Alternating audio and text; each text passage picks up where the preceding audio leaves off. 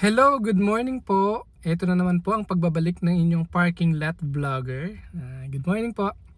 Ang pag-uusapan po natin ngayon yung katanungan na, Dok, bawal ba talaga ang dark colored foods and drinks sa dengue? Kasi di po ba pagka nakakonfine na yung pasyente sa hospital, yung may dengue, papasok yung nurse, bawal po yung chocolate sa anak nyo. Akin na po yung chocolate, kami na lang kakain. Yun, sabay ganun. O kaya yung doktor, sabihin niya, bawal po yung dark colored foods ha. Minsan wala nang paliwanag. Tapos yung mga patient and relatives sumusunod na lang na hindi naman talaga nila naiintindihan kung bakit bawal. Yung pagkain ng dark colored and foods sa dengue ay hindi naman talaga masama pero bawal, 'di ba? Parang yung minahal mo yung girlfriend ng iba, hindi naman yun masama pero bawal kasi magagalit yung boyfriend niya, 'di ba? May ganon, Chos. Ayun po. Kaya po binabawal yung dark colored foods and drinks.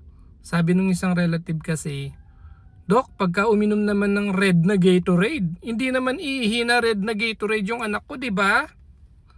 O pagka uminom ng black gulaman, hindi naman iihi ng black yung anak ko. Bakit bawal? Ayan. Kaya po binabawal yung mga dark colored foods and drinks sa dengue kasi po yung dengue minomonitor po sa hemorrhage, yung pagbi-bleeding, yung internal bleeding, lalo na kapag ka nasa hospital na. Binabantayan po kasi ng mga nurse at doktor yung pag-bleed ng dengue. Halimbawa,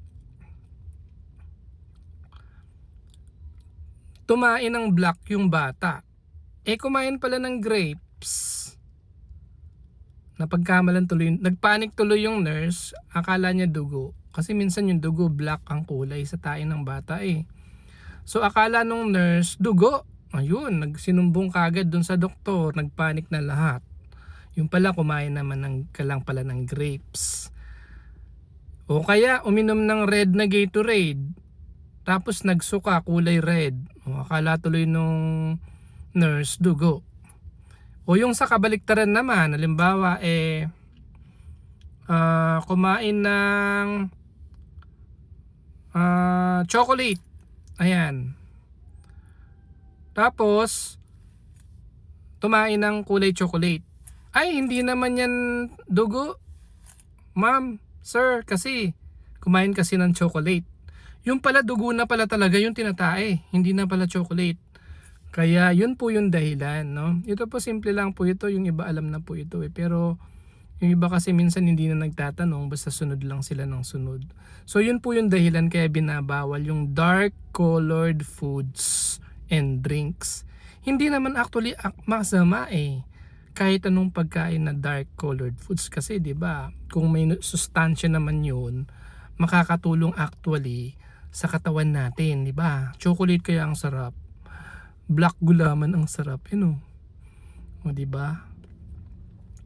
Kaya lang yun nga, binabawal lang kasi minomonitor po yun. For monitoring purposes lang po yun kaya binabawal. Hindi siya masama in essence, pero pinagbabawal lang lalo na kapag nasa hospital kasi po minomonitor po yun ng nurse at mga doktor. Sana po nakatulong po yung vlog na ito. Thank you po. Good morning.